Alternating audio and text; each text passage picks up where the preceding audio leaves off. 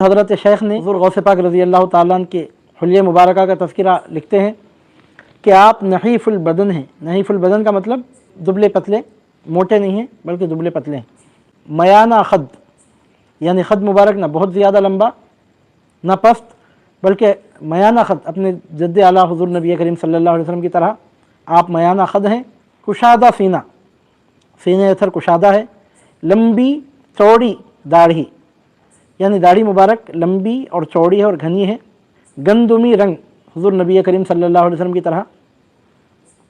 پیوستہ ابرو، دونوں ابرو مبارک آپ کے ملے ہوئے تھے حضور نبی کریم صلی اللہ علیہ وسلم کی طرح۔ بلند آواز، اور آپ کی آواز کی بلندی تو یہ تو بالکل ظاہر چیز ہے، آپ کی آواز مبارک بلند ہے۔ پاکیزہ سیرت، بلند مرتبہ اور علم کامل کے حامل تھے۔ صاحب شہرت و سیرت اور خاموش طبع تھے۔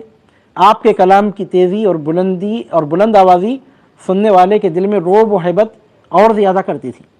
پہلے سے جو آپ کے سامنے آتا اس پر آپ کا رعب مبارک طاری ہو جاتا، اور اوپر سے جب آپ گفتگو فرماتے تو آواز مبارک کی بلندی سننے والے کے دل پر اور رعب و ہیبت زیادہ کر دیتی تھی۔ یہ آپ کی کرامت تھی کہ مجلس میں قریب و بعید بیٹھنے والے بے کم و کاست بغیر کسی تفاوت کے آپ کی آواز بآسانی یکساں طور پر سن لیتے تھے۔ قریب بیٹھنے والے کو جتنی آواز آتی تھی دور بیٹھنے والے کو بھی بغیر کسی فرق کے اتنی ہی آواز سنائی دیتی تھی۔ یہ آپ کی کرامت تھی۔ جب آپ کلام فرماتے تو ہر شخص پر خاموشی چھا جاتی۔ جب آپ بولنے لگتے لوگوں کی زبانیں بند ہو جاتی۔ جب آپ کوئی حکم دیتے تو اس کی تعمیل میں سرعت و مبادرت کے سوا اور کوئی صورت نہ ہوتی۔ یہ آپ کی من جملہ کرامتوں میں سے کرامت ہے کہ جب آپ جس شخص کو جس کام کے کرنے کا حکم دیتے کسی طبیعت کا شخص اسی وقت وہ کام انجام دیتا۔ سر منہ انحراف کرنے کی مجال نہ ہوتی۔ جس شخص کو وہ چاہے چاہنے والا ہو کہ نہیں چاہنے والا کوئی ہو، آپ جب کسی کو کسی کام کا حکم دیتے تو اس طرح تعمیل کرتا ہوا نظر آتا جس طرح غلام اپنے آقا کی تعمیل کرتا ہے۔ جب آپ کوئی حکم دیتے تو اس کی تعمیل میں سرعت و مبادرت کے سوا اور کوئی صورت نہ ہوتی۔ جب آپ کسی کو کسی کام کے کرنے کا حکم دیتے تو فوراً اسی وقت وہ شخص وہ کام کرتا۔ جب بڑے سے بڑے سخت دل والے پر نظر جمال پڑتی تو خشوع و خضوع اور عاجزی ان کے ساری کا مرقع بن جاتا۔ اور جب آپ جامع مسجد میں تشریف لاتے تو تمام مخلوق دعا کے لیے ہاتھ اٹھا کر درگاہ قاضی الحاجات میں دعا کرتی۔ لوگ جب جامع مسجد میں آپ کو آتے ہوئے دیکھتے تو آپ کو دیکھتے ہی لوگ دعا میں مشغول ہو جاتے۔